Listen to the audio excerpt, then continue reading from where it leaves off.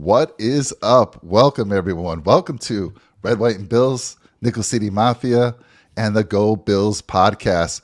My goodness, what a dominant win against the Patriots.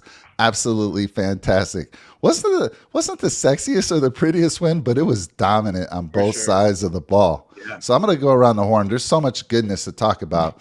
We're going to start with the coolest man around, Mr. Sean Kula from the Red, White, and Bills. Tell me about all this goodness that you saw in this game today, Sean. Let's go. Start it off for us. Well, Mike, it's always amazing beating the crap out of the Patriots. I mean, we're catching up.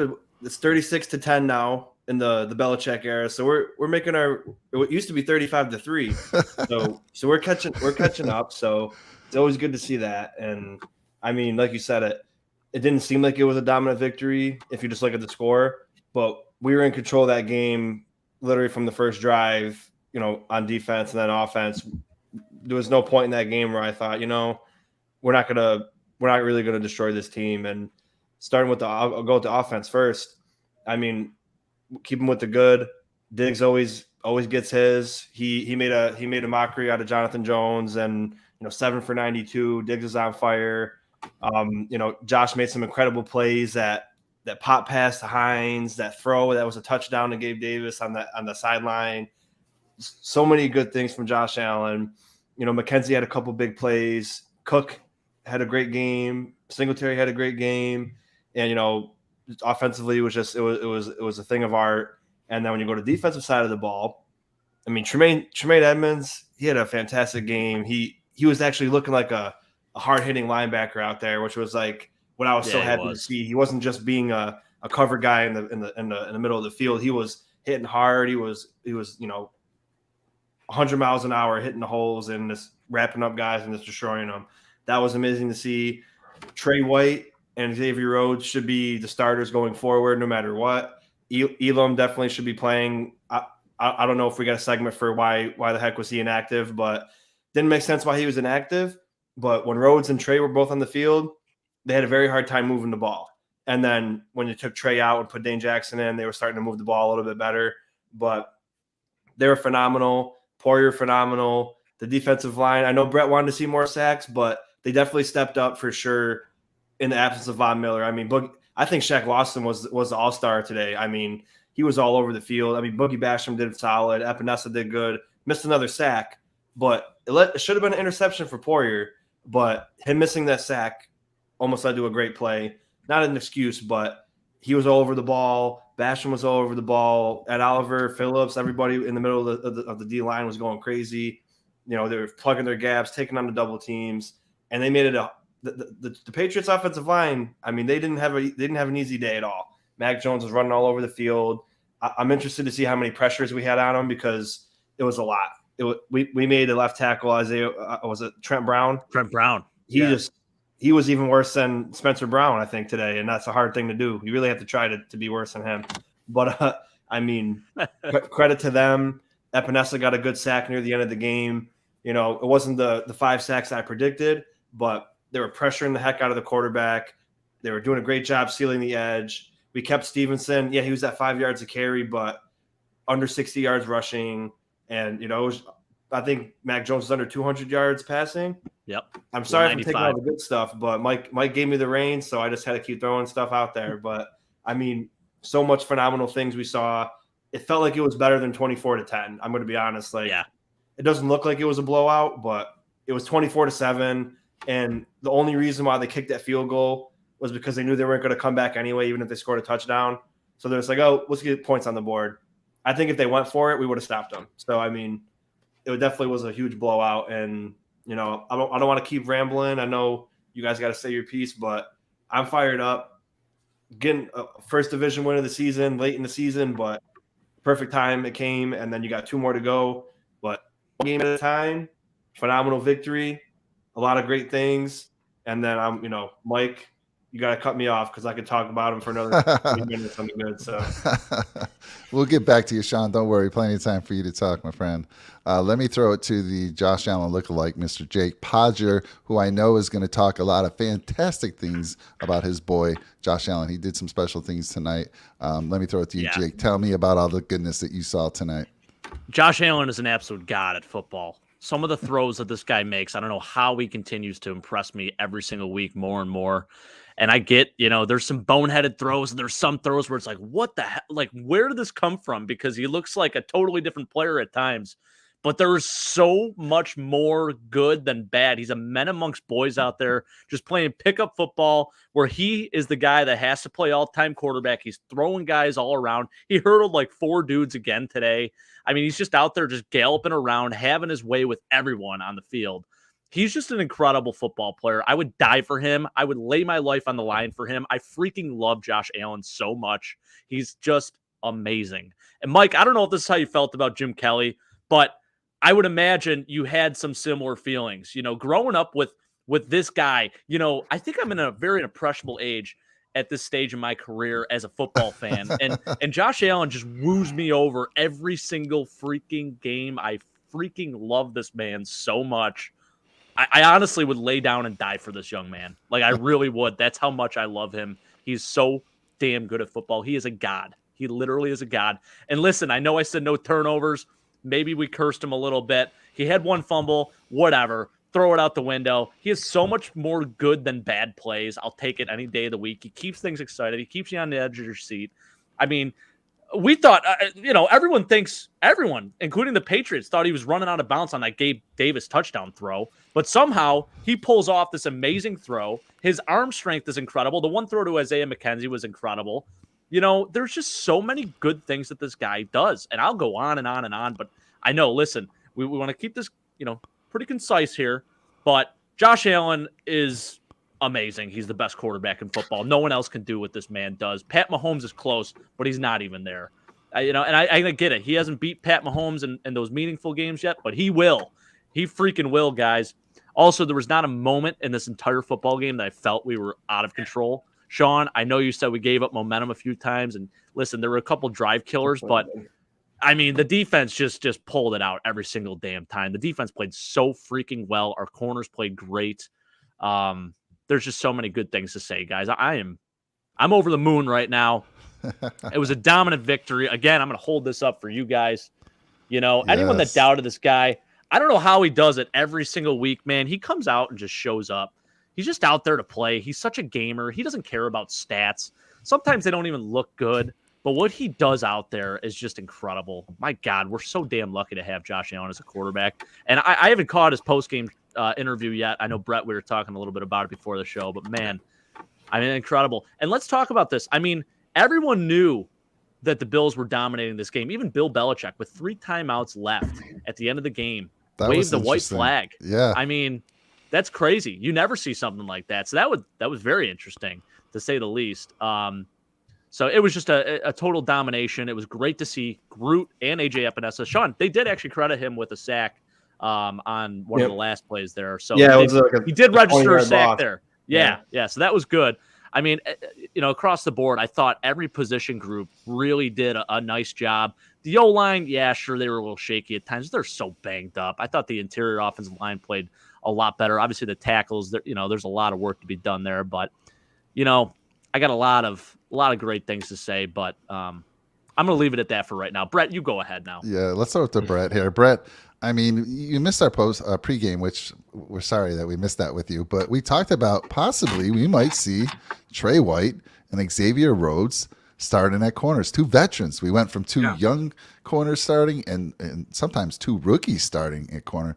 And then we had 2 veterans tonight. Tell me about all the goodness there.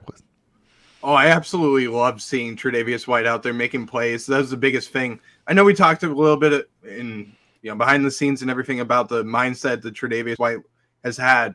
And it's good to see him making those plays, making splashes on the field for us and getting his feet a little bit wet. And then with Xavier Rhodes, he's doing his thing again. He's back to the Xavier Rhodes that he was when he was with Indy and the Vikings. So I'm really glad to see that as well. For sure, man. Don't stop there, sir. The floor is yours. Talk about all the Brett, other good stuff. All right. I'm going to keep going then. All right. I just wanted to make sure. No, you're good. Don't be afraid, Brett. Keep going as long as you need. Yeah, put me and Sean to shame here, Brett. Let's go. Let's go. Now. All right. Really liked what I saw from the running backs too. That was the biggest thing for me is the running backs every single one of them had a good game today. I know Hines, you could be a little bit worried about what you saw from him, especially the 2 carries for negative yards. But I really liked what he was doing. He just made a big mistake. I think he should have hit that hole inside on the run play that could have been a touchdown. Yeah. There was a hole inside where he could have easily had the touchdown, and he tried to do a little shimmy move, and I liked the shimmy move that he tried to do. And he tried to take it outside, which is probably what Skipper would have wanted him to do.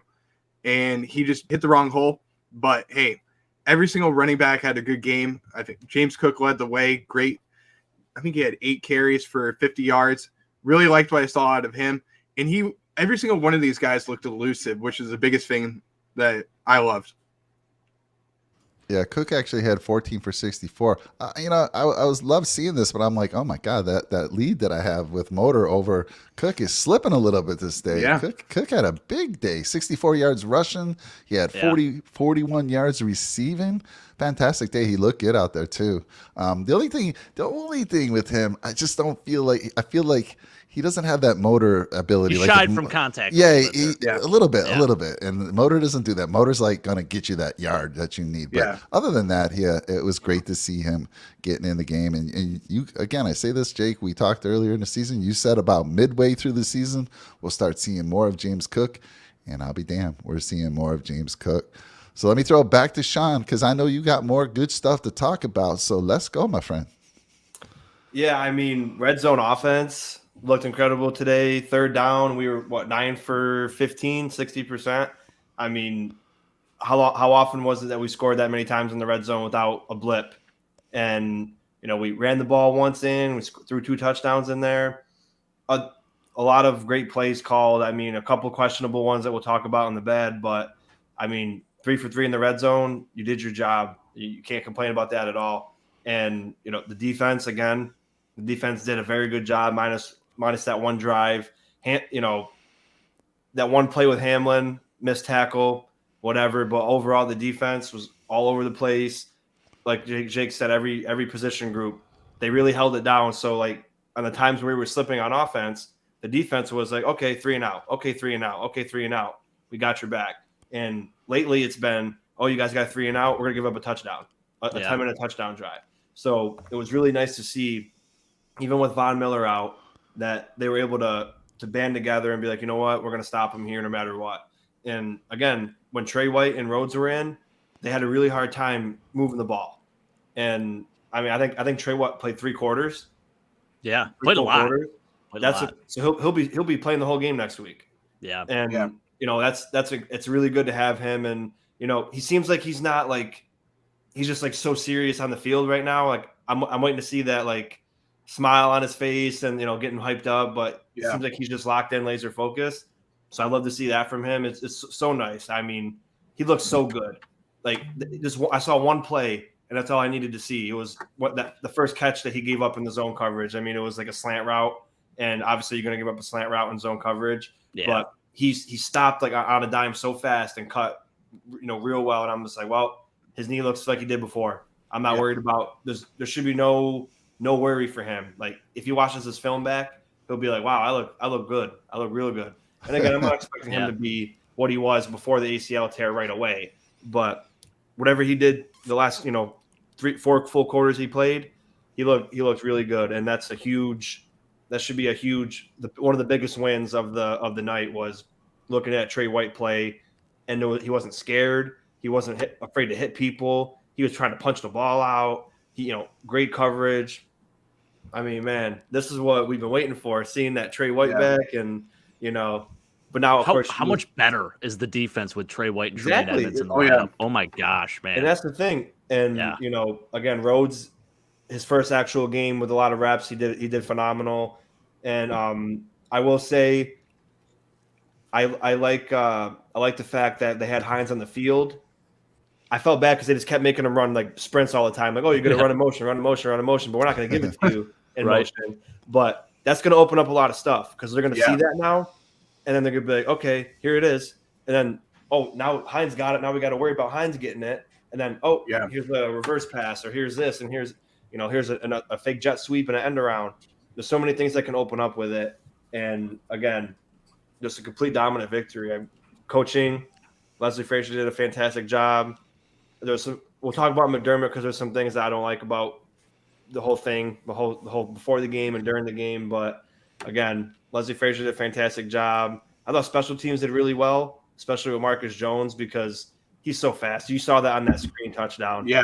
I was telling my friend that was over, I'm like, please don't let this guy return anything. And we did let him return. And I was like, I don't like it. But they did a very good job in our return coverage today. My boy Saran Neal coming up with a nice tackle on that play. And there was a hold on that return as well. So oh my God. Love to see it.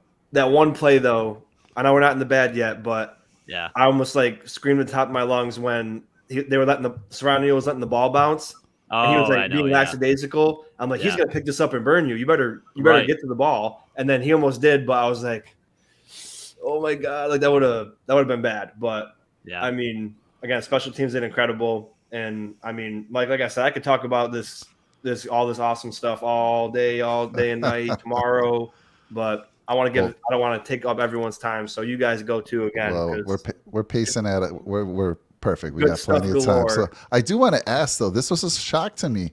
I did not know that Von Miller was put on IR. Did they do that like right after the game started or something? No, before a couple hours. Oh my goodness. Yeah. We just it was around like 3 hours before the game. So wow. I was shocked when I saw the news because I'm like, oh, Von Miller might be active today. Maybe like I was hoping for that. And then it was like, nope, he's on IR. And I'm like, oh man, really? Why does he have to be on IR? What do you think about that, Brett? What do you think about that? I'm kind of back and forth. I mean, we talked about it behind the scenes and everything. I'm okay with them being cautious with him. I think it's a great move because you need him in the playoffs. I'm praying that it's not going to be season ending and he has the surgery and we lose him for the rest of the season. We don't have him in the playoffs. But I do think that being cautious, we don't necessarily need him right now. I mean, yes, we do, but you can have him relax a little bit, get healthy, get the swelling down, which is going to be big, and then have him towards the end of the season when you have games against teams that are very good. Like you're going to play Cincinnati coming up. And then you also have playoff caliber teams that you're going to face obviously you're going to face them in the playoffs. And there's people that, like Kansas City that we're going to have to face them. And you need to have Von Miller against Kansas City. You don't necessarily need him against the Patriots and the Jets. Obviously, you're going to need him against the Dolphins, in my opinion. But you're not going to need him in 3 out of the 4 games. So shutting him down, I'm completely okay with. Yeah, I think the way I interpreted it after I found out the news and was shocked, I'm like, because they had just showed Von on his podcast, right, saying, I hope to be back for week 14. That just shows me the type of guy he is. He wants to play. He wants to be back on the field, help this team get a Super Bowl. Bean probably saw that and he said, I'm going to shut him down for 4 weeks just so he does relax and tries to relax, right? I think I think that was a good move. And I definitely don't want to rush him back, and we're going to need him to make a run at the end of this season. Yes, would love to have him, but we saw the guys come back today. We got healthy. Rousseau stepped up, big game. Epinesa looked great. Great to have Edmonds back at the middle linebacker spot, and then to have those 2 veteran corners, and to know that we still have these other corners that are fantastic, just incredible. So, what'd you think about the news about Von Miller? Sean, were you surprised by that? Yeah, so I'm actually infuriated by it for multiple reasons, and one of them is like kind of like a personal story. So I had to get a bunionectomy my last year in the service because the doctors were like, if you don't get this taken care of, you might not be able to walk normal by the time you're 30 years old. So I got the surgery. The surgeon who went to medical school for 12 years recommended that I was on convalescent leave for 30 days and stayed home. My commander, who's an infantry officer with 0 medical background and 0 knowledge on anything medical, said, you know what? No, he needs 14 days. So I was high off oxycodone. He made my squad leader go to my house a day after surgery, and he made my friend, who's my friend also, say, you have to sign this new leave form for 14 days instead of 30, or you have to come to work today, when I was high on drugs. And so I had to sign a legal document on drugs. Wow. Because they wanted me to have 14 days because he was my commander. So all I thought about was that when Bean went above Von Miller's discretion and put him on IR forcefully, because if Von knows his body better than all of us. If he said, I can play the Jets game, he can play the Jets game. His career is going to be over in a couple of years. He wants to play. He doesn't want to sit in his house and watch the game, 4 games on the TV. if he was capable of playing in the Jets, you can't fix a meniscus tear by resting. It doesn't work like you're just going to build scar tissue. So Right. Actually, it makes it worse. You're right. He's going to get surgery at the end of the year. So if he was willing to play through it, regardless, let him do it. Like sit him out the 14 days, like he said. If reassess it at that point, because now you're going to sit him for 4 weeks. He's going to sit at home, and then you're going to when he comes back in 4 weeks, you're going to be like, well. Now he's missed 4 weeks. I don't want to push him into it. If his body, if he says I'm good to go, you pay me $58 million guaranteed for 3 years. I want to play. You let him play. Obviously not this week. Obviously maybe not next week, but I don't think it was needed. And I was just really frustrated that Bean kind of just said, I don't care what you think. I'm going to put you on IR when I have no doctor said he couldn't play. They all said you can play. They said you can play through this with a brace. You might have discomfort, but you can easily play through this. They didn't say, "Oh, we got to shut you down."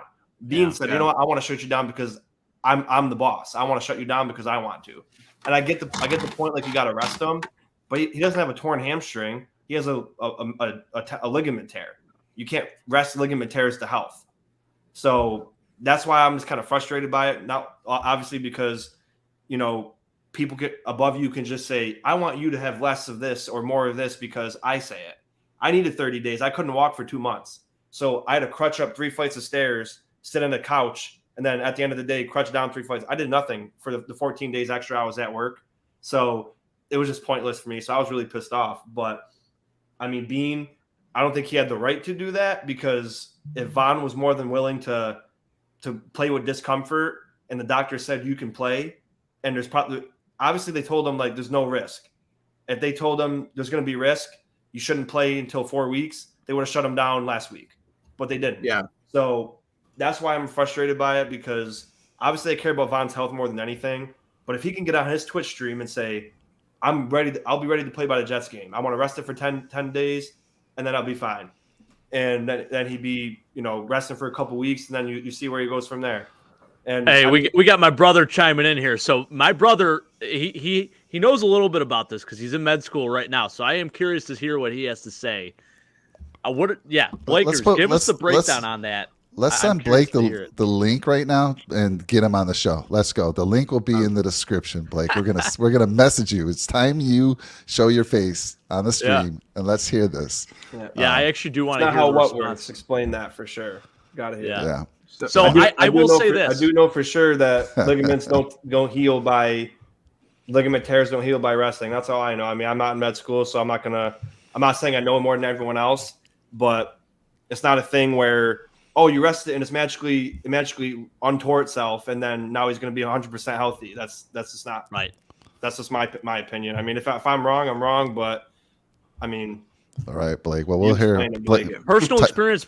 I just want to let you guys know personal experience. I tore my ACL. It was my sophomore year of high school, and I continued to play on it. Once I found out I was fully torn, my buddies were outside playing pickup football, and I couldn't really cut or anything like that, but I could still run straight.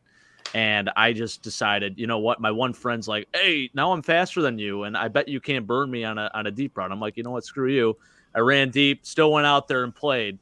So I figured and listen, I get Vaughn's a professional athlete, totally different caliber. I'm sitting on the couch eating bonbons, so I have no right. I have no right to even talk about this. But, I guess it's one of those situations, Sean. I agree with what you're saying because it's like if it can't get any worse and he feels like it can go, then 100%. I hear what you're saying, but I do respect the consistency that the Bills have in terms of being cautious with injuries. I guess. The only person that they really didn't do that with, and even so, I mean, they very under wraps was with Josh Allen. But everyone else, I mean, they shut him down right away. And I do respect that at least they're consistent with that throughout the year. Yeah. So, no, absolutely. I'm just saying, like, if the bottom line, they have the best medical care out of anybody, they're professional athletes. So when he got the MRI and got further tests done within that first week, they would have said, need to be shut down. That's why he had the extra test. So if the extra test didn't say to be shut down, Brandon Beane had no need to do that. So again, Blake, you probably know you don't need a meniscus. So it's like, could you play with discomfort? Probably. Their braces, those braces that they wear, they're like thousands of dollars. Like all the college athletes wear them. They're Yeah. incredibly expensive. They're incredibly good as well. So I thought if he was willing to do it and knows that he could, that was fine with me. If he wanted to do it, he's guaranteed the money. It's up to him. If they're going to shut him down anyway and force him into 4 weeks of IR, and then they're like, oh yeah, just go get the surgery while you're at it. I mean, if he's willing to play, let him play. That's all I'm saying. And yeah, I respect that. I think it's just weird. It was just weird to me. Yeah, it was just weird to me. But yeah, how much of this do you? Go ahead. Sorry. I was just gonna say, Blake, can you call the call-in number? We have a hotline. It's 888-888-8888. Give me a call. We'll put you out live right on the show right now. Let's get your medical opinion. So Jake, does he have some medical background? Yeah, well, he's working at hospitals right now. Okay. He was originally going to go to be an orthopedic surgeon, but he's since switched career paths because he didn't want to have no life. Essentially, he wants to still have a life, even though right now he technically still doesn't have a life because he's just going through all the constant rotations and all that. It's like nonstop. And yeah, he was basically abused as an intern. They just had him come in. He was on call, and yeah, it's a lot of crap that they got to go through. But he's working his way. He's doing pretty damn good, and he's doing interviews and whatnot right now. So yeah. Sorry, Brad, I cut you off. What were you going to say there, sir? No worries, bud. So what I was going to say was, how much of this do you think is because the Bills are probably going to get Ike Bucker back? They're also got a couple other people that are coming back, Marquez Stevenson. Do you think maybe Buffalo is trying to decide on putting Von Miller on IR right now so that they can put somebody back on the roster? Could be. Yeah. I hope it's not the case, but I mean, I could be here. I mean, that'd be the Bills thing to do. Yeah. It's roster manipulation, and part of me thinks that, with Marquez Stevenson, I think he could have probably been back a little sooner, but I think that they're not rushing the injury and they're kind of going, okay, keep it hush hush right now, especially with the foot injury that he had his rookie season. I don't think that it was season ending.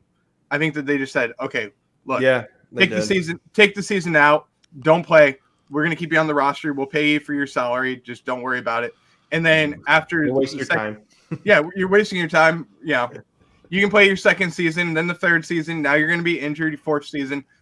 Deal's almost up. You can play, try and fight for a contract. That boy just sat his way out and got a pension, basically. Exactly. Think about that. Pretty much. And it makes sense. I mean, if they bring even Odell or Beasley, he probably won't even make a snap on the roster anyway. So, I mean, I don't see Stevenson having a place on this team anymore. They got Hines in the return game. Yeah. I mean, even our proven receivers don't get much time. I mean, Shakir gets like 2 snaps a game now. Like, and he was a huge, before the season started, like he's going to be great. But, little opportunity. I don't see Stevenson weaseling his way into the roster at all. So, I mean, I don't know. It was sad we didn't see a lot of John Brown today. Yeah, it was cool seeing him out there, but I think maybe next week we'll see a little bit more from him. Yeah. But I was ready to put John Brown in, watching Gabe Davis play for like a few plays. I'm like, you know what? Yeah. Get him out, put Brown in. I don't care anymore. Like, I'm sick of people thinking like he's a great number 2. Look at every number 2 in the NFL. And Gabe, I saw a video. Somebody was like, I can name 50 people better than Gabe Davis right now. And they're like, no way, get the hell out of here. The guy literally named 65 people that, I mean, that was like, it was 50, but he was probably right on 44 of them out of the 50. And I was like, I could argue that. You could argue that those 44 people are better than Gabe Davis. Well, I don't know. Look at every team's number 2. I guess there's an argument to be made for sure. Like, I mean, a number 2 isn't just like you get 600 yards receiving. It's more than your first 2 years, but you average 3 catches a game. Yeah. When Diggs is getting 10 and he's getting double teamed, and when you need someone to step up, and then you're getting 3 catches on average, that means you can get less than that. So on average, you're getting 3, and you might go a touchdown for 85 yards, but you drop the ball 20% of the time that goes to you. He had a drop touchdown. He couldn't when you're on a double move, the ball's going to you. Like that's why you run it. Yeah. And he couldn't track the ball. That's stupid. That was a big mistake. He dropped 2 passes. Like that's not a number two. What a number two does. 20% in the NFL a drop rate. That's insane. It should be about 5. Yeah. 20% is ridiculous. And I mean, he's got what do you get 2 catches today? So he tied his career high in catches in his 3rd year. I mean, 35 catches for a number 2. He's like 5th on the chart with receptions. I'm so like he's got so much talent. He could be great, but he's just right now. I guess he just can't handle the pressure of being a number 2 guy. People said his ankle might still be bothering him. I mean, come on. Like he said it the other day, he goes, when I was rehabbing my ankle, my thumb I hurt my thumb pretty bad. Like he's making excuses why he's not catching balls. Like I'm frustrated by it.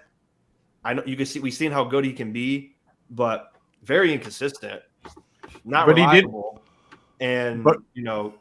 I mean, that's just if we're onto the bad now, that's just one of my things where I was. We just are like, not onto the bad. What's going on? You're jumping in with the bad. We're not on the bad. John, you're doing 30 push-ups already. We're 30 push-ups. Come on, Gabe, we love you, dude. You could do so much great in this league, but you drop easy passes. We can't go to you. Like Josh would rather go to McKenzie than Gabe Davis. And I don't know if you guys see that, but in the last few games, he's avoiding Gabe Davis.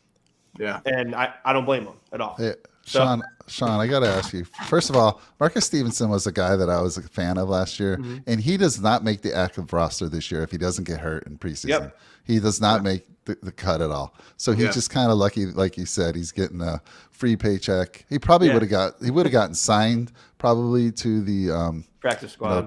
Squad, but there's no way he makes the active roster like he did.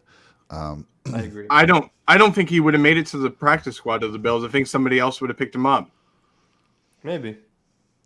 He definitely wouldn't have made the roster though for the active roster for sure. Right. I have to ask Sean, your buddy Jay Spence. You still texting with him? Oh yeah, all the time. All right. So what's he saying? He was the guy calling for McKenzie's head. Like this guy needs to be benched. And I'll tell you what, McKenzie had a couple rough games after his concussion, but man, he is solid. And he did it again against the Patriots. We all remember the game last year where he just, was the reason probably we won that game against them. But what's your thought on him? I mean, what's Jay Spence saying these days? Well, he definitely gives him the credit. So after those games where he did well, he gives him credit for sure. But I mean, he's stepping up right now when Gabe isn't, and that's I gotta give him a lot of credit for that, and I appreciate it. There's a lot of times he makes me nervous because like he's just so much smaller than everyone else. So when I see these big dudes barreling at him, like I'm like, like just hold on to the ball, please. Like you're so small. But I mean, he's been coming through big time, and again. He's not a true number 2 receiver either, but he's stepping up when we need someone to step up. I mean, Dawson Knox, I got to watch the all 22. I don't know if he's just not getting open or Josh just isn't looking at him. There was one play wide open on the one play. He was wide open, but I mean, Diggs made a hell of a catch, so that was awesome. But I was screaming, I was like, dude, he's wide open, he's wide open, he's wide open. He didn't even look over there. So, I mean, it was one of those plays where Josh already knew I'm going to Diggs no matter what. Yeah. And he didn't even bother looking. But I don't know about what it is with Dawson Knox because he's a huge asset. We just don't use him or he just can't get open. And again, it's hard watching the game view because they don't really show everything. But I mean, we could watch it back for sure, like we always do. But I mean, someone's got to step up, man, because it can't just be Diggs. You know, he's an animal. Obviously, he's always going to eat. And they even say stuff like, It was an okay day for Diggs. Eight receptions for 92 yards and a touchdown. I'm like, okay day, yeah. But bro, and then he had a touchdown call back too. So like, don't even get me started on that. As soon as I saw the flag, I threw my hat in the ground. I smashed it. I said, "You gotta be effing kidding me! That's a touchdown, wide open." I mean, dude, that would have iced the game. 3 touchdowns in the first half. Throw too. It would have been over. Yeah. It was a beautiful throw, beautiful catch. He burned them. Like Tommy Sweeney. It was your first time playing since like week 1, and then you're gonna go and ruin a big play like that. Come on.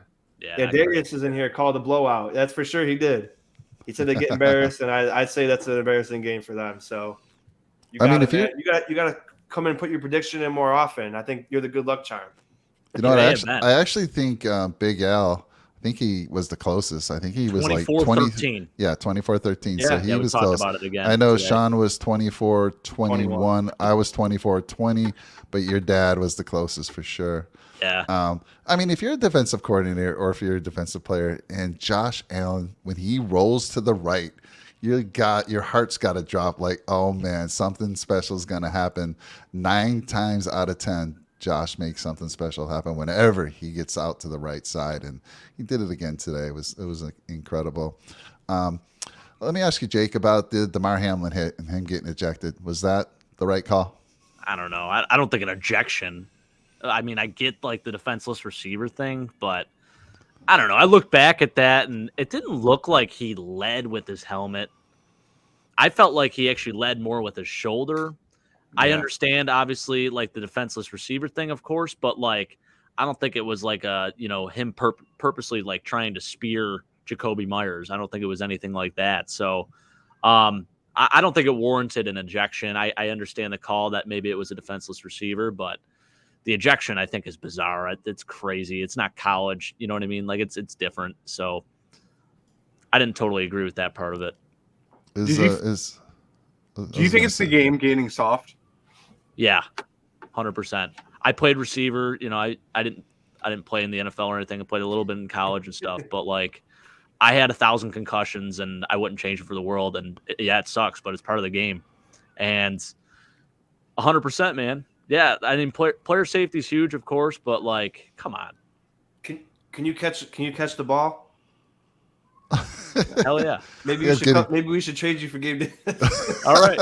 I'll go out there. Gabe Davis. That's where he was going. Gabe Podger, and then Jake can take number 13 and go play, and then we could get Gabe up here. Hey, you know what? I was a good route runner, not fast. I if I ran a 40 right now, it'd probably be like a 6'5" or something like that. I don't know. No, not a 6'5". I don't know, man. Actually, we did do a fantasy football combine with our group, and I think I was like in the low 5s. So pretty tough look for me. But what are you gonna do? Dropped like a full second on my 40. Pretty bad. So they were showing all the teams that have played in 3 Thursday night games in the NFL, and the Bills were the first to go 3-0, which is kind of cool. Yeah. Darius Ricketts? Is he like a fan of Darius Ruckus or Ruckers? What's Rucker? his name? Rucker? Is Oh, that yeah. is that kind of? I love Darius Rucker. I mean, I'm just curious. The name's so similar. And then we got go ahead. Likes a lot of music. Then we got Rick from the channel here. I think Rick is converting to a Bills fan. He's sick of John Harbaugh. He wants to come over to our side now. He was getting my blood pressure up in the Discord a little bit. He comes into the channel and he's like, "Yeah, I'm loving this. I'm thinking I'm gonna take the New England line." And I give him all this information, and he's like, "I don't need your information. I see what the bettors are doing. It started at 5, it's down to 3.5. I don't need any information." Well, then he kind of goes back and says, "You know what? I'm gonna make a game time decision." He actually made some nice bets on the Bills. Looks like he clean sweep, like he said. Our good friend Tony, not so lucky. He bet against the Bills, and we saw him crying in the Discord most of the night. You want to hear something? You want to hear the worst beat of them all? Yeah. Scott Van Pelt does a segment on SportsCenter, Bad Beats, right? So I had every single thing going in my favor. So I had the Bills minus 3.5. I had Josh Allen over 1.5 passing touchdowns, and the Bills over 23.5 points. The last thing I needed was Devin Singletary over 52 rushing yards. He got to 54. And then he lost 3 yards. Oh, you're kidding me. And he ended with 51. So Wait, I lost out on like a lot. I lost out on it was plus 575. So I lost out on I bet 20 on it to win. I forget what it would have been 100 something.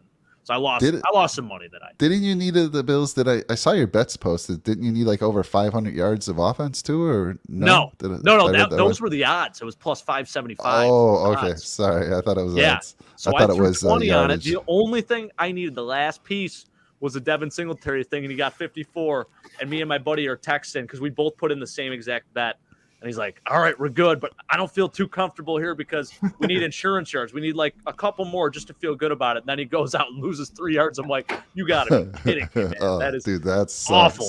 You want to talk about bad beats? He had Motor over 49, and we were like, "Let's go." He had Motor over 49, a Diggs touchdown. The Bills win by 3. and then I think that was it. So then he got That's pretty good. It was $10 to win 76. Nice. So he got that. So Yeah, I'm Rick glad says, someone won some money. Rick says he loves trolling me in the Discord. That's how you get blocked from the Buffalo Bills channel, Rick. Keep that crap up. But it was funny. I'm like, I'm gonna give you some information. I talked about all the guys coming back, and Tony. So I gave it back to them a little bit at the end. I go, next time you guys ignore my information, shame on you. Mike's Rick back with a vengeance. Yes, exactly. We got Jules Marie out there. Good to see you, Jules. Hello, We haven't Jules. seen you in a long time. How's Grandma doing? Did she get to watch the game with you tonight? Hope she's doing great. Oh, let's see. You did talk about Graham. After the week of everything with my Graham, hospice this win, made me smile. Love our Bills. Well, I'm sorry to hear that things aren't going well, Graham. Last I heard that she was back at home. So prayers out to her, Jules. Good to see you. Yeah. It's late. It's late back east. I'm wondering where everybody is. We're starting to see some people jump on the channel here, but I don't know. Tell me, Darius and Blake and Jules, what you watching before? We got on the show about 40 minutes ago. What were you watching beforehand, so we know? Blake was with me. We were at a fire hall. We were at my Okay. buddy's fire hall. He was making pizzas for us, drinking a couple beers, Okay. having a good time. So, but yeah, I think people in Buffalo are just feeding off that adrenaline. It's Thirsty Thursday here. Bars don't close till 4 a.m. Mike. Oh, So that's right. That's right. true. That's right. That's what they're probably doing. And then, different animals out here. Yeah. All right, we talked about a lot of the good, and there was so much good, and I mean, we're 41 minutes in, and we don't have a lot of bad. But let's go around and talk. I'm not even going to say bad. Just what are some things? Start with you, Brett, that you'd like to see cleaned up a little bit, because this truly was a dominant win. It really was on both sides of the ball. So there's not a lot of bad to go around here. But let's talk about what would you like to see cleaned up going forward. Definitely the turnover. That was the biggest thing for me. We got to clean up the turnovers. Second is going to be the penalties. The penalties are starting to pile up left and right, and it's starting to get to the point where it's like every single game, Spencer Brown has a penalty, and it's also Deion Dawkins most of the time. Got to clean up the penalties, got to become a disciplined team.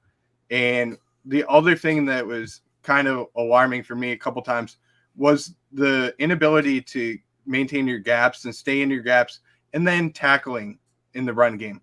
I think that those are just areas that we could definitely improve and get better at. But overall, I'm satisfied with this game. I'll take the yards that we gave up in the run game. I'll take everything that we gave up for a Bills W. Yeah, you say that, Brett, but we only gave up 60 yards rushing. I know there was a couple drives that you're like, oh man, it feels like we got him stopped at the line, and Stevenson's able to get away for 10 yards. It's like, damn, how did that happen? Yeah, But 30 there's yards. there's a couple drives, but yeah, he rushed for 54 yards. He did average 5.4 yards a carry, but I mean, I felt they did a pretty good job, other than a couple drives. But let me ask you, Jake, Mr. Podger, what are some things you'd like to see cleaned up a little bit? I think just Brett said it very well. I would say just the penalties. I think our biggest enemy is ourselves. We beat ourselves more than any other team beats us. I've never felt that we were totally dominated outside of a few moments, that Jets last drive where they just ran the ball down our throats. I mean, there were a couple of moments this season where I felt like we were just totally beat. But even so, we didn't lose. I mean, our total losses are still only by 8 points in total, out of those 3 losses. So the biggest hurdle we have to overcome is ourselves. We beat ourselves more than any team has beaten us this season. That's just the story of the year. So that's a good position to be in, because that's stuff that we can definitely clean up. As far as the tackles go, I think outside of corner, offensive tackle is probably the hardest position to play in football. I mean, it's these guys that you're going up against playing these wide nines, or even just lining up across from there, they're so fast, they're so strong. You got to be a hell of an athlete to play offensive tackle in the National Football League. So, it's hard to watch Spencer Brown go out there and whiff on blocks, and not his feet. He just seems to trip over himself, and there's just a lot of different things. But I think it's something that we can deal with, especially with Josh Allen at quarterback. So, I understand, calling them out a little bit and whatnot. They didn't play great. David Quessenberry is an absolute warrior.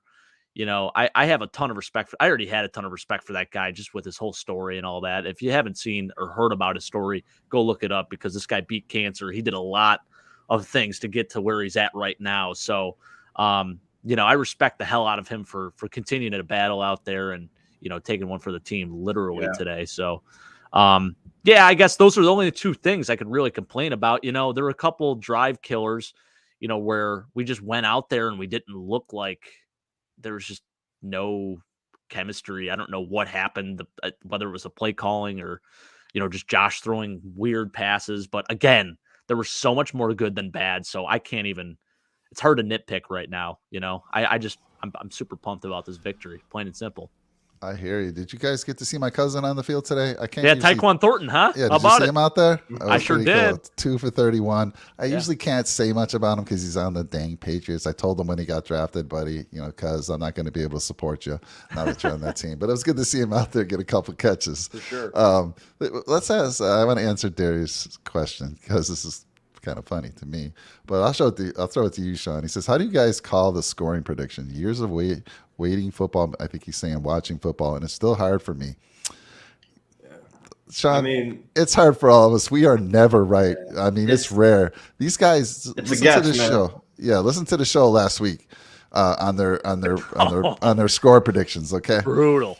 75-3, friggin'.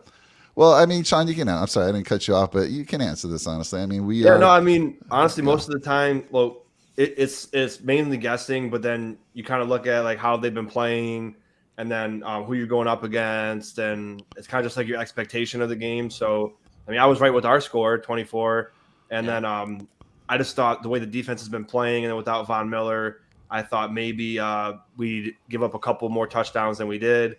Glad we didn't because I love defense, so I'm glad we played pretty well. But I just thought it'd be a closer game, and I'm glad it wasn't. But Brian puts this extremely well. Brian Label, aka Brian Dable. Yeah, it's good to see coming him in hot with this one. I think he hit the nail on the head with this comment for sure. As you said, Sean, you thought it was going to be a close game, but for once it was like a win where it was just domination, across the board. And even though I felt like it could have been, I felt like it could have been like that, 50-10 game, but we did what we had to do. We didn't want to put too much on Josh today, and we got it done, man. It was really nice. Just a really nice victory. I got to ask Brian. Brian, we're trying to plan for our post-game shows and our time slots. What took you so long to get on, buddy? It's good to see you. Do you have to get all the kids to bed? Were they up late watching the game as well? I know you have some kids. What's happening there? And Brian Dable always comes out and checks out our show every now and then. Usually after a win. Appreciate you. Usually after a win. That's right. All right, so let's see. Let me throw it to you, Sean. I don't think you had a chance yet to speak about some things you want to see cleaned up. Well, it's not just things cleaned up, but decisions also. So you got a guy, Elam. He had an ankle injury. He was limited last week. Played this week, full healthy scratch. That's stupid. I'm sick of these dim-witted choices. Like, he didn't get hurt in the warm-ups. He didn't get hurt in practice. What was the reason that you didn't have your first-round pick out there when you have, you're easing another guy back into it? You have another vet who hasn't played in 2 years, and then you got Cam Lewis and Saron Neal. You got to put your first-round pick out there. There's no reason for him not to be. So that initially I'm like, oh, there you go. That's very stupid. And then, I love Quessenberry. I love that he's a fighter. He kicked the shit out of cancer, of course. But when he's got a busted ankle and he can't even kick back, get him out of the friggin' game. He's gonna stay in there because he beat friggin' cancer. He's not gonna let a friggin' ankle injury stop him. But have some friggin' compassion. Literally, that the reporter said, Quessenberry looks like he can't even freaking walk right. He looks like he drank 20 beers. What do you think about that? He's like, no fucking no changes. He's fine. Yeah. Dude can't even stand up. They taped his ankle and he's walking like he's in a walker. Right. Get him out of the game because he's your number one backup. I like him better at right tackle. He's a better right tackle, and it's For different. sure. So Yeah. right tackle, left tackle is very different. He's a better right tackle. Spencer Brown, I don't even know why he even suits up. Just don't even play him. Put Quisenberry at right tackle. I'm not going to beat up Bobby Hart and Justin Murray too much. That was Bobby Hart's first pass blocking snap in the season. So he didn't look good, of course. Neither did Murray in pass blocking. But in the run blocking, they were pretty good. But that's all Bobby Hart's been doing is run blocking in the heavy package. So again, it wasn't too great, but if you prepared them and got them into the game sooner, maybe it would have been different. But poor DQ, man. I mean, he's not going to say take me out. He's not. They were rolling over on his ankle every single play. He's on the ground, punching the ground, like can't even stand up. And then like, oh no, stay out there. You don't deserve to be on the bench. Like just stay, or we're gonna kick you off the team. Like I was just like looking at my friend, like they're probably threatening him, like if you don't play every snap, you're off the team. Like you're not getting your paycheck. We're taking all your money. Like obviously I'm just joking around, but this poor guy's suffering out there. Like he tripping over his own 2 feet. The running backs were rolling over on his ankle. Get him out, man. I mean, he was struggling bad because of that injury, and you could tell. Like I was telling you guys, he's not this bad.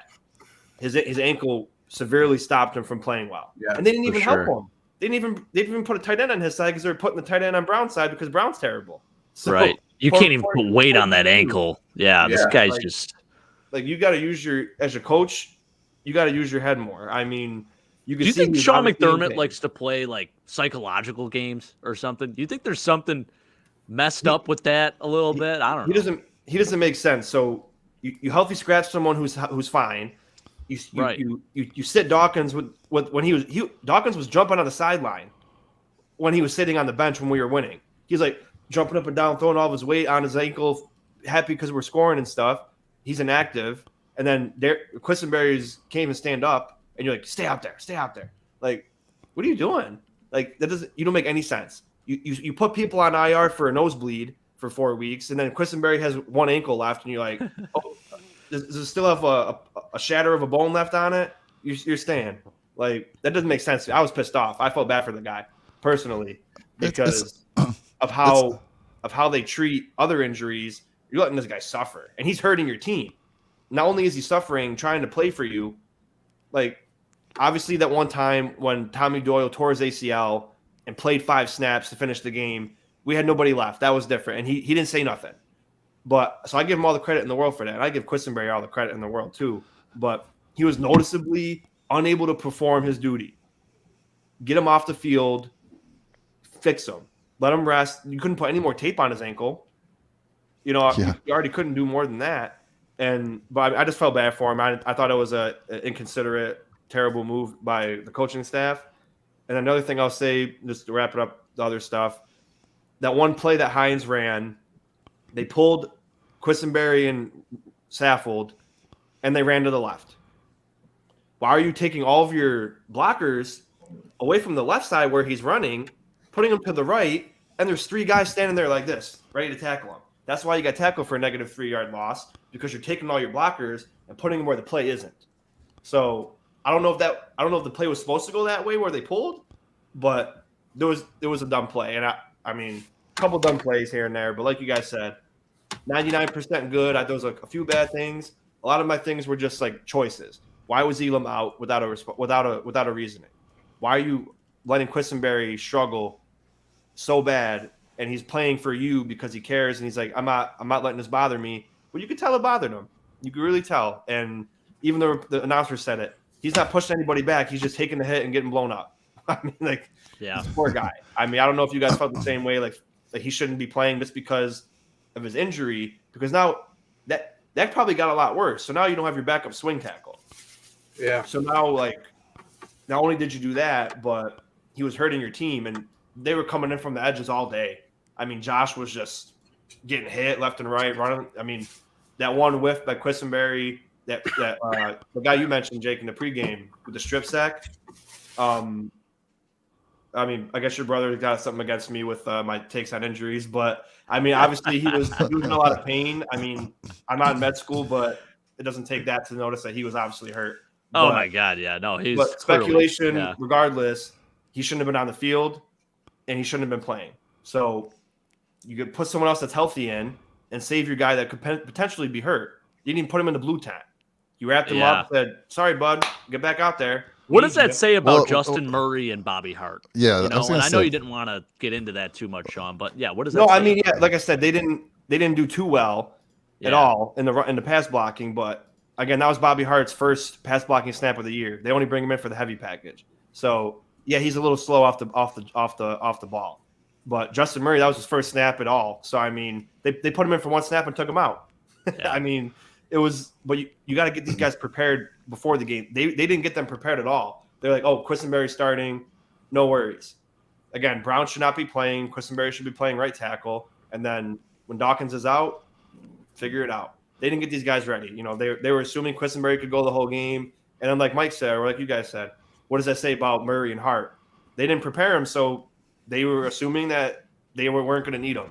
And in the military especially, your original plan never works.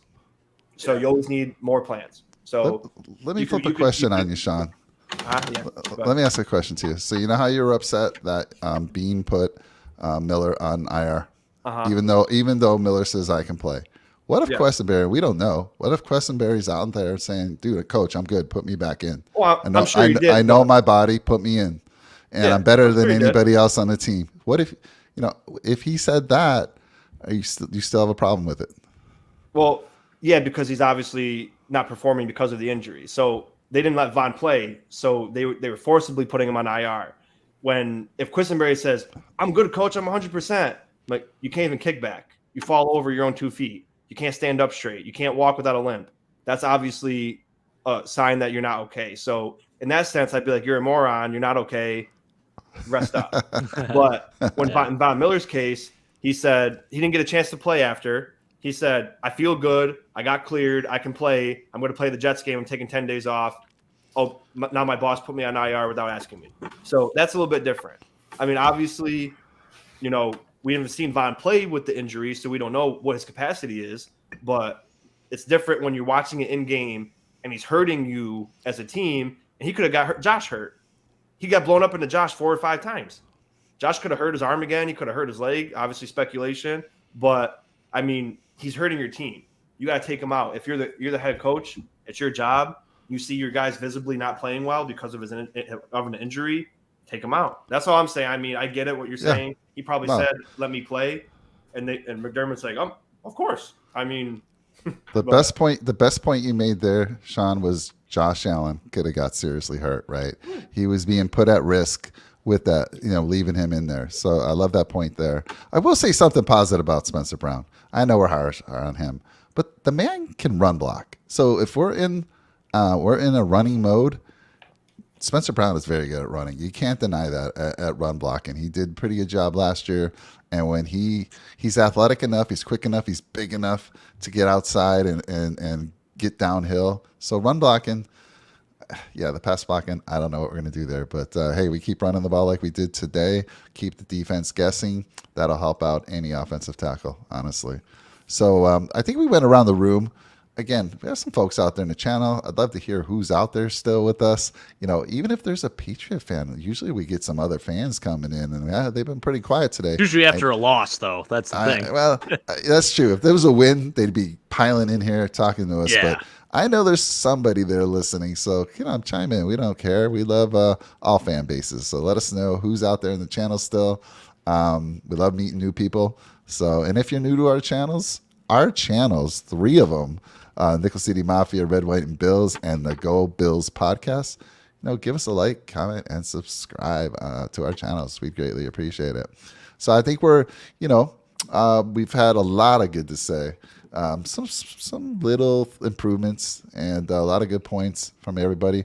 Let's go around real quick, and I'll start with Brett. Give me your game ball candidates. And we're not giving a ton of game balls. I want some candidates, and at the end of this, we're going to give out 2 game balls, one for offense, one for defense. So give me your candidates for game ball on offense, and then give me one or a couple. You could have a couple on defense as well. Give me some candidates, Brett. Yeah, I think on offense, I'm going to go with Stephon Diggs. I think he had a great game. I think he could have had an even bigger game if that holding call wasn't called. And then he would have been over 100 yards. And on defense, I got to say Tre'Davious White. I really loved what I saw from Tre'Davious. That there's one play where I saw him push a defender out of bounds. Really loved seeing that. Good to have him back on the field, and I think he deserves a game ball just because he's back. He looks healthy. He is going to be a wrecking force for us when we get into the playoffs, and it's an all-pro cornerback that we get back that we can lock up our number one receivers that we go up against. Awesome. I like that. Let me throw it to you, Jake. Same question. Give me some candidates. And again, it doesn't have to be one. You could have a couple candidates on both sides of the ball if you want, and then we'll come up with a. And I want to hear from the channel. Who do you guys think deserves game balls today? I mean, we always can make it easy, but it makes it a little more fun if we're going to limit it to just a couple people. Because obviously we could say, yeah, everyone gets a game ball. And we have the budget here with the two channels. We have a budget to give everyone a game ball, but we're trying to reserve a little bit of that till later in the season. So let us know in the channel who you think should be getting game balls. But yeah, Jake, let me throw it to you. Oh, Josh Allen. I'm enamored with Josh Allen. I think, again, he did things tonight that just, you just see in your dreams and hope for. There were still, obviously those couple of plays, we always got to talk about that, of course, but my God, just the stuff that he does, he is what makes his team tick and what makes them go. So I got to give it to Josh. Stats weren't anything crazy to write home about. He went 22 of 33, 223, 2 touchdowns. He had the fumble. Rushing yards went down a bit after like 3 consecutive kneel downs in the last minute and 53 seconds there, but got to give it to Josh. Definitely going to give him the offensive game ball. And then for defense, I want to give it to 2 position groups, but I think I'm gonna stick with one. I'm gonna give it to the entire defensive line, just because I can't really single out one player. I mean, there were just so many good plays by, and Sean, I probably took this right out of your playbook here, but okay. I mean, Greg Rousseau, what a comeback game for him. AJ Epinesa recorded a sack. The interior played extremely well. I mean, you're going up against David Andrews and Cole Strange, a first-round pick. Michael Onwenu did not stand a chance against our interior defensive line. Jordan Phillips played extremely well. Shaq Lawson played incredible football. I mean, he looks so good. He's so rejuvenated here in Buffalo. So I think just across the board, the D-line stepping up, no Von Miller. They played a hell of a football game. And, man, I can't say enough about how lucky we are to have so many good players on that D-line, so much depth there. So absolutely got to give it to the entire defensive line of the Buffalo Bills. All right, so we got Brad who said Trey White and Steph Diggs, and then we got Jake who says Josh Allen and the defensive line. And let me throw it to you, Sean. Offense, little Jimmy Cookie, I think he did pretty good. I mean, yeah, he's not the number one, but I mean, he caught a lot of balls today. Him and Josh were on the same page of on his choice routes, and ran the ball pretty well. Led the team in rushing, and I mean, I don't know. I guess they were riding the hot hand, but I mean, you gave him 2 carries last week after he had his career game. So, I mean, that's a head scratcher, but you gave him 14 a day and he produced for you. And then, I mean, I can't disagree with Jake on the whole defensive line. They've been a bright spot all season long. And, if I had to pick the one, I would have picked, I'll pick Shaq Lawson because, again, I think what's good about him, and I was telling my friend that was here, he's not starting anymore. He has to earn every single play that he's on the field. And he does. So when he gets out there, he's like, this is my last play that I'm ever going to play. And then he goes and performs. So, I mean, I like the Shaq Lawson better than the Shaq Lawson that had 6.5 sacks his last year with us before he demanded $30 million. He's playing even better than that, in my opinion. So he's my candidate. But, again, I love the whole D-line getting one because, I mean, top to bottom, they're just all performing. They're all outstanding as a unit. I mean, there's better numbered D lines, obviously, with sacks and all that stuff. But watching them week in and week out, they do everything I want a defensive line to do. They control the line of scrimmage constantly. They set the edge very well. I mean, getting Rousseau back, him and Von are phenomenal edge setters. And then obviously we get a lot of pressure, and we don't get the high sack numbers, but pressures lead to errant throws, interceptions, and complete passes that lead to 4th downs, and us getting the ball back. I want more. I thought we'd get more sacks, but again, when your secondary was banged up for most of the year, it doesn't help you because we also don't have the fastest defensive line. So we get a lot of pressure, and when the big guys get there, if someone is shifty, Jordan Phillips got to Mac Jones like 4 or 5 times, and you just give Jordan Phillips one cut, and he's not going to get there. I mean, he's quick, but he's 360 pounds, and Mac Jones is like a feather compared to that. And you're coming this way? Whoop. There you go. Now your ankles are like this, and then he got hurt today, unfortunately. So hopefully he's okay. But this defensive line's insane. So I'll give it to Shaq Lawson and Jimmy Cook. Yeah, how humbling of an experience for Shaq Lawson, too. He leaves Buffalo. He sort of has, obviously, a little bit of an ego, coming off 6.5 sacks. He goes and gets paid. Doesn't really pan out. I think he's so much more appreciative to be back in Buffalo, and it was a really humbling experience for him. So I'm super happy to have him back, man. But sorry, Mike, go ahead.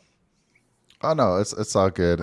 First, I'm going to give Brett a potential game ball because he looks really good in that Josh Allen jersey. He does. The red looks good, man. He got the haircut. This guy looks clean today. I don't know if the jawline. There's something different. There's something different with him. He wanted to hide it with the beard for a bit. So he's definitely a potential for a game ball today. But for me, on the defensive side, I'm going to say Jordan Poyer, believe it or not. I thought Jordan had a good game. That. He almost had an interception. He made that great play on a screen pass. No, he had an interception, Mike. That was a BS call, man. Didn't even touch the ground. BS call. Yeah, gotcha. Ridiculous. All right, so he should have had that interception, should have stuck, and he made a great play on a screenplay. And it's just having him out there, that leadership. And like you guys said earlier in the pregame, having him and Trey White out there.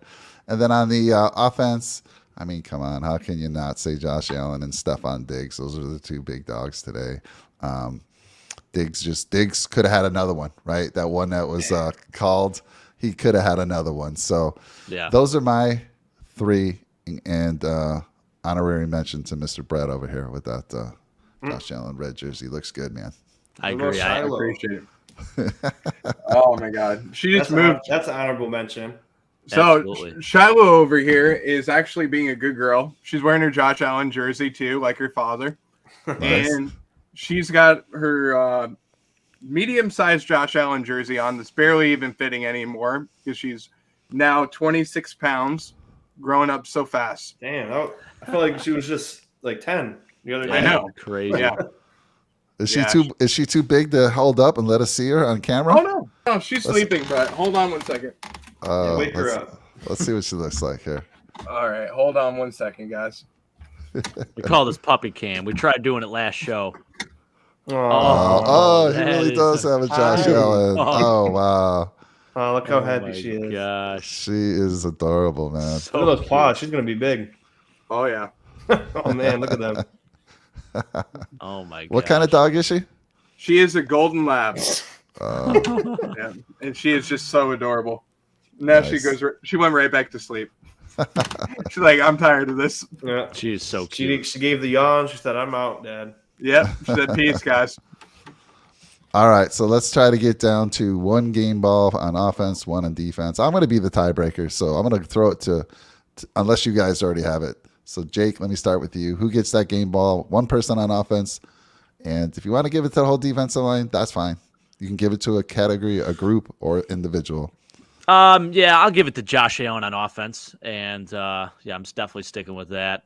Defense, God, another name I really thought of, too. I wanted to say Tremaine Edmonds, but I just felt how would I say Tremaine? That's what I'm saying. I mean, he really stepped up, played really well in the run game today, too. Phenomenal. Something that he didn't really do a whole lot, So I wanted to say him, but, I already talked about the D-line. So if I'm going to give it to one player on that D-line, let's roll with Groot, because he had a lot of pressures today, almost came up with a big sack, and, yeah, absolutely.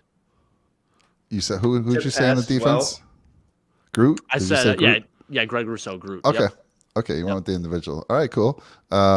We got Brian out there saying still some time, but I feel the Bills are on a collision course with KC in the AFC Championship, probably in Arrowhead. Yeah, I have to agree. You're looking at their schedule, they have one of the easiest schedules left, and I do think they have a meeting with Cincinnati. So, I mean, Cincinnati did play them tough in the On past Sunday, last year. Maybe they can whip up some magic. It would be nice if Jamar Chase was back for that game. I don't know if he will be, but if he is, maybe we can get lucky there because we potentially, I mean, we have tough games, don't get me wrong. But if we can get one more loss from KC, it gives us a shot. We'd have to run the board, though.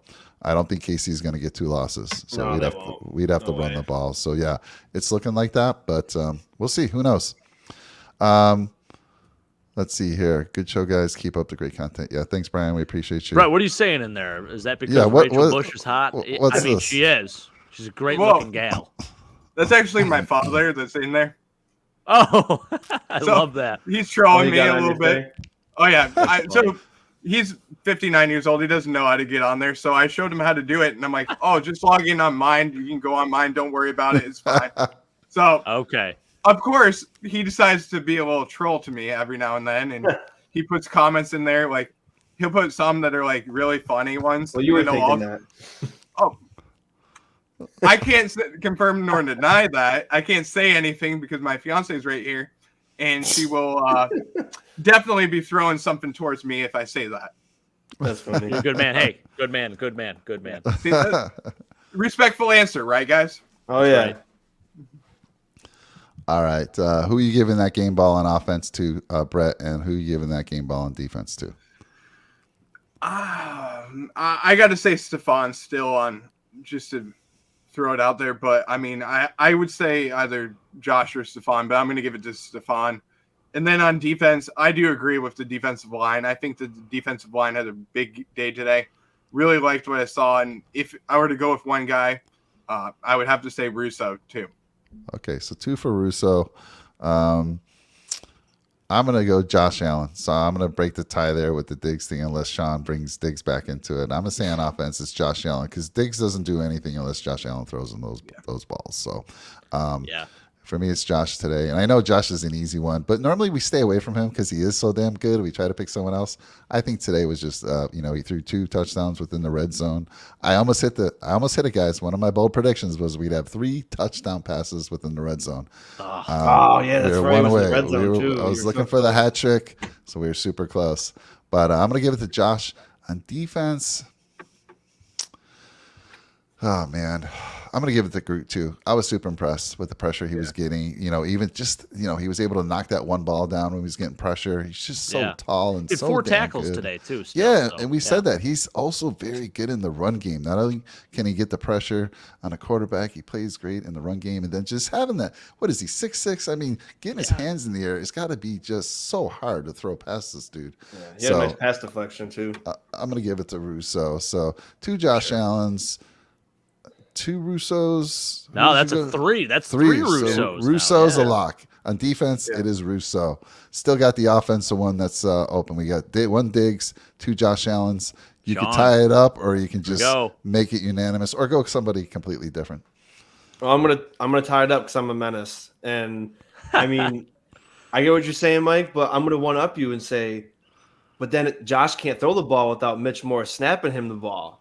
So that Mitch Morse is the true MVP of every game. But no, I'm joking. But I mean, he is underrated Josh, though. Like you guys said, Josh. I mean, obviously he's always going to be that we can't win without him. So I mean, maybe we could, but obviously, like when he's in the game, you have a very high chance of winning. But there was some catches that Diggs made where it was just like, obviously a perfect throw, but it's just like, wow, you really caught that. And I mean, he should have had 140 and 2 touchdowns. I mean, obviously Josh, they go hand in hand, but I mean, Diggs is just constantly always stepping up. He's never, this season especially, never really let us down. I mean, he had a couple quieter games, but they were key catches. So I'm going to give it to him. And then, obviously, I want to pick the whole defensive line, but I feel bad not picking Tremaine because he's the one I'm most critical of because of that's one of my favorite positions besides D-line. But he played phenomenal. I mean, he was everything I wanted to see from a middle linebacker, and just crushing dudes, just at the point of attack, just always being around the ball, just obviously just being that presence in the middle. He did very well, and I saw him get hyped up a little bit and emotional, and I was like, that's how you got to be. I love that. That's how you got to be. I mean, again, defensive line was stellar, fantastic, excellent, phenomenal, any word you want to say. But I feel like I need to give it to Tremaine, not only because we forgot to mention him, but because I've been very critical of him because I have a vision of linebacker because of just what I think of the game. Obviously, it's different with the scheme we run, but I saw exactly what I wanted to see today. So I'll give it to him, but obviously D-line was just absolutely outstanding.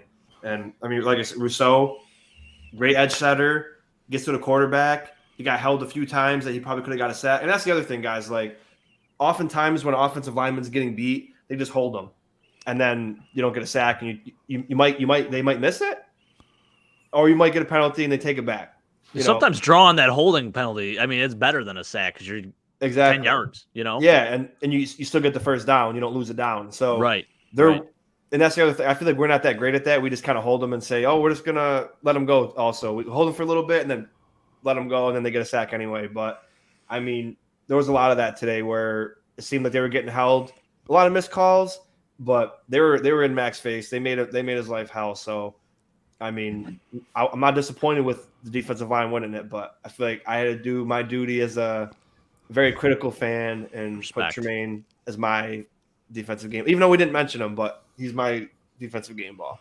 All right, that's excellent. So that gives us a shot to have him on the show one day, because up until now, I mean, he's watched our show and he's seen how critical you are, and he's like, I don't want to go on this show. Sean is going to eat me alive. But yeah. Now you're welcome, man. Come on. Hey, Brett, you said your fiance's there? She is, yeah. Well, have her say hi. She's one of the few wives that are around the show, and where is she? My wife's sleeping. So. Yeah, my wife's sleeping. My wife wants nothing to do with the show. So get the fiance over there. I'll get her on sometime. What's her name? Hannah. Yeah. Hannah. Hi, Hannah. Yeah. She watches every single show for us. She's behind the scenes watching it right now. So she's. I tried to get her to come on the show right now. She said no. She said she's not ready yet. So sometime she'll do it. Yeah, we'll ease her into it. Yeah, we'll try. We should do a show one day with all the the couples and like the family. Oh God! April Fools. April Fools. We should have all the wives come on. The wives come on and talk instead of us. That would be hilarious. Oh, I love it. I couldn't pay my wife enough to do it. She just wants nothing to do with it at all. I think she actually hates football, which is that would make it more funny though. It would make it funny. But do like a Desperate Housewives episode or something like that. Make it like really funny. That would be actually hysterical. But yeah, I think I'm just so insufferable just talking about it nonstop. I think I've actually we probably make our family hate football. Yeah, I mean she does question whether I love football more than her a lot. So God. It is what it is. That's how we know you're from Buffalo. Yeah, that's right. So my wife. I was going to say, my wife just looks to see if we won or not so that she'll know what type of mood I'm going to be in. That's all she does. She did do that too. Yeah. Yeah. She'll check the score. Like, all right. Yeah. Mike's going to be in a good mood. I'm sorry, Brett. What are you going to say? Right. So I'm going to say my fiance, I'm blessed. I mean, she wasn't a Bills fan all the way around. She was a Tampa Bay Bucks fan, but I converted her into a Bills fan. And the first game she ever watched was the game where Josh Allen leaped over Anthony Barr. And she's beautiful. Like, what a day. She goes, so I'm a Bills fan. I'm like, all right, fine, you're a Bills fan. But you just got to remember something. Every single day from now on, you're now a Bills fan. And you have to be a Bills fan. And I have to show you how to be a Bills fan. So I showed her how to be a Bills fan. Every single day she watches the games. She loves it. She's in tune. She knows. I mean, I test her out. So I go in the offseason. I'm like, oh, we picked up this free agent. We picked up that free agent. We picked up this person. We got this person. We lost this person. She can name probably about 20 to 25 people on the roster, which is incredible. Wow. Yeah. So, pretty good. Yeah, I'm testing her, but I mean, she's pretty good, but we'll have to bring her on. But I was gonna say on another subject. I know we talked about the offensive MVP. We talked about the defensive MVP. I'm gonna give a game ball out to somebody that we haven't seen a lot of against the Patriots, and that's Sam Martin. And that's the punters. Oh, so I gotta give a game ball out to him, and that's probably gonna be my number one game ball, just because we haven't punted against the Patriots lately, and Sam Martin had a freaking good game. Sure How about did. he got blasted and they didn't give a penalty to that. So, Yeah. I mean, that was crazy. I was like, he literally ran into him as soon as he kicked it, which is the textbook definition of the penalty. But hey, Man. I mean, we got to re-sign him, man. He's been great.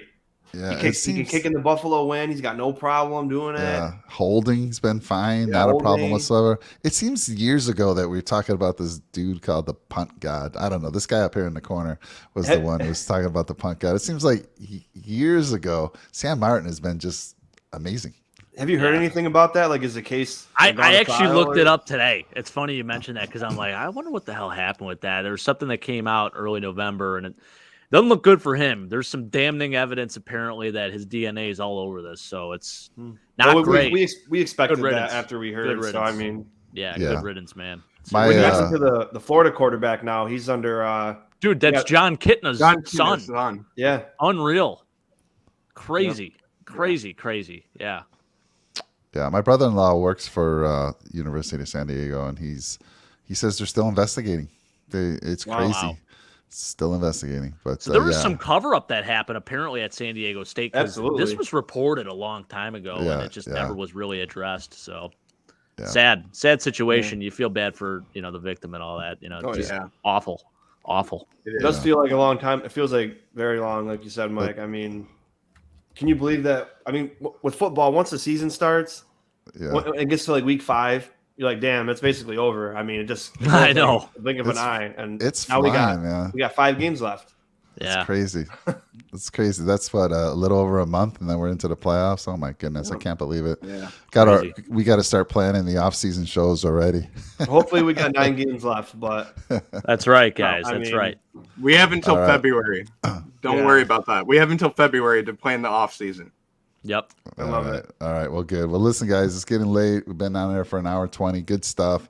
I appreciate everyone out in the channel joining us tonight, and appreciate all you guys. So I'm going to say good night to everyone. We'll see you soon. Let's see. When do we play next? We play the Jets come to town, 10 days. right? We got a nice little mini bye. A nice little rest. Going to be in Buffalo. Hopefully the weather's not too crazy because, tonight's game was beautiful weather-wise. It was funny. I saw some shows yesterday where it was raining, and then they had a little scare. I guess the weather would look like it might shift and it might be bad tonight, but it was perfect weather. So I hope we see that in Buffalo next week or when we play the Jets. It could be a little cold, but let's not have any crazy windstorms like we did when New England came to town last year. But good stuff, guys. Real quick, just let's go around. Go Bills podcast. Brett, tell everyone a little bit about your show, where they can find you. And then I'll throw it to Sean, and we'll say goodnight. Yeah, I appreciate you guys for having me. Number one, you guys are awesome. Appreciate every single one of you guys doing all the behind-the-scenes work that we do. And, man, you can find us on YouTube, Instagram, Facebook, TikTok, Twitter. We just launched our website yesterday, which was the exciting news. I haven't officially broken it out yet, but we launched the GoBillsPodcast.com. Nice, and man. We're going to put a lot of content on there. We're going to have all our shows put on there and have it as a news feed type of thing. And we're doing everything from the breaking news to the if there's something that comes up that somebody wants to talk about, we're going to do videos and stuff like that. Draft analytics that we're doing with the Red, White, and Bills, as well as Bills Bouncer. We've been working with them on, and we're going to cover free agency in the offseason too. I think that's awesome because I don't think anybody does that. So I think bringing a website into it all, I think that you could really do something with that. I think that's very interesting. And, I'm definitely going to check that out. And you definitely got to help me make a website for my business now that I know you can make websites. So I'm going to bother you, and I'm going to definitely need your help for sure. I love it. For sure, man. I got you, brother. Yeah, I'm on it right now. It looks really nice. Is that the About Me? Is that your dad next to you in that picture? That is my father. Yep, that's my father next to me. We went to Canton, Ohio in the off season. That was my first time to the Hall of Fame. Oh, you went to Mecca. Beautiful. Yeah, I had to go.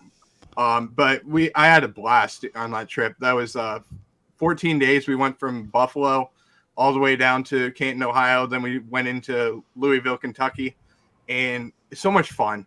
And to experience that time with my father and my fiance, who graciously went on that trip and got to see two men who acted like little children in the Hall of Fame and were geeked out the whole entire time talking to each other about football. Oh, I love it. You know, with 5 different people there, we stayed probably 5 hours at the Hall of Fame, and we literally went to every single exhibit that you could possibly go to, watched all the shows and everything. It was so much fun. So I got to say that was the best time of my life. And the About Me section, I'll let you guys read it, but that is truly how I feel as a Bills fan. I made sure it was exactly what you would imagine for being a Bills fan. Love it. Yeah, that's awesome. Good stuff. Let me throw it to you, Sean. Talk to everyone about the Red, White, and Bills and all the fun stuff you got going on over there. Well, the funnest stuff is when we're all together. So, I mean, you guys make my channel even more lively and fun. So, obviously, I love working with all of you. And it's a lot.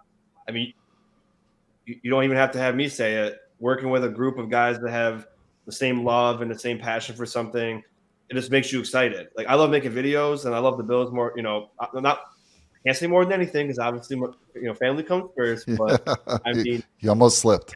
Yes, as far as things that aren't family and things like that, I love. It's a huge part in our life.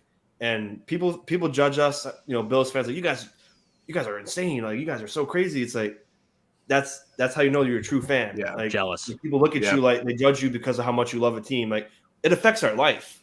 And Mike's very good at telling me like, can't let it affect your life so much. But he knows damn well it's always going to affect my life. So but I appreciate him doing that. But I mean, pregame, postgame, weekly picks. Nando and I should be going at it again tomorrow. And then him or Jim will probably come out. I mean, my in-laws come tomorrow from Brazil. So that'll be very fun. I don't know if I'm still going to be in here because this is where they sleep. So I'll be doing videos, but it might not be the same setup. So I'll have to figure it out. But definitely still be putting out content. Him or Jim will be this weekend. And then if you guys ever want to make an appearance on him or Jim, let me know. I mean, it's just me right now, but if you guys want to make a live show out of it and jump on, For sure, I would love that. And then again, if you haven't already, subscribe, like the channel, like the videos. None of us could do this without you guys. This is like it's a dream come true. You're working basically just talking about the team you love. Can't get any better than that. So, I mean, these guys were all incredible.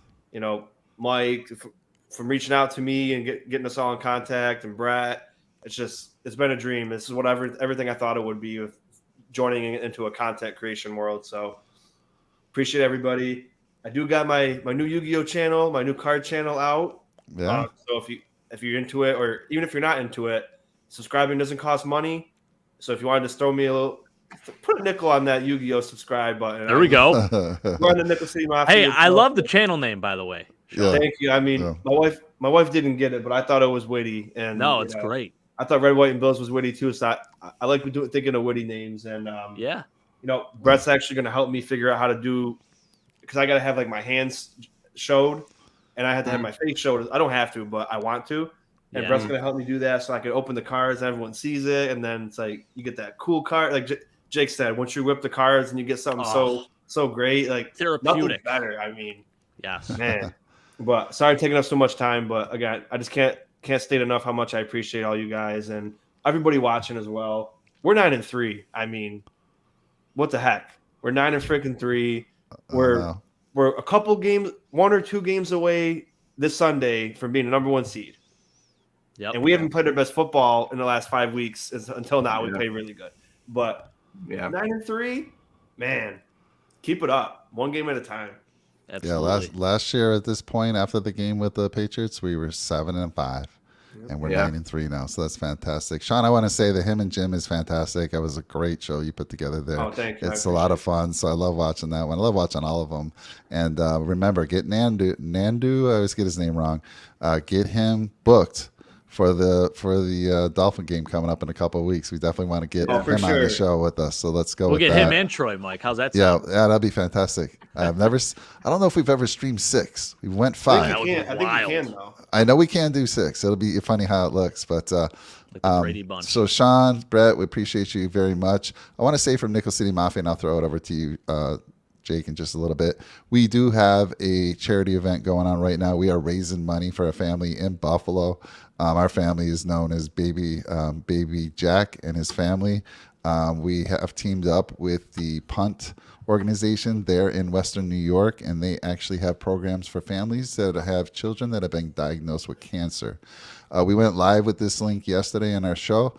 We've already raised $631, and I know tomorrow we're going to get a couple hundred more. So we're going to be roughly around 800 after tomorrow. So that's through all the efforts of people that are getting out there and, sharing the link and asking people for this donation. So we haven't even gotten started. So we're looking to do big things. So if you get a chance, it's in the description. It's all there's a link there. It'll tell you all the story about this family that we're supporting, and also it's affiliated. Dawson Knox is part of this organization. He's done a lot since he's been a rookie. He's been working with that organization. So good stuff. Check out the link in the description, and any little amount helps. $5, $2, and if you can't donate, that's okay. I understand it's holiday time. Hey, just share the link. You can help in other ways. Share the link on your social media with your friends and family. So thank you for that. Let me throw it to Jake real quick to close it out for us. Mr. Podger. Yeah, of course. Yeah, 9-3, guys. Here we are. We're feeling pretty good. It sets the tone for the weekend. I know Sean's going to have a hell of a weekend with those in-laws coming up. And boys, let's just enjoy some good football on Sunday and enjoy this victory. We got 11 days now till our next game. I think if there's any team in the NFL that needs those 11 days of rest, it's the Buffalo Bills.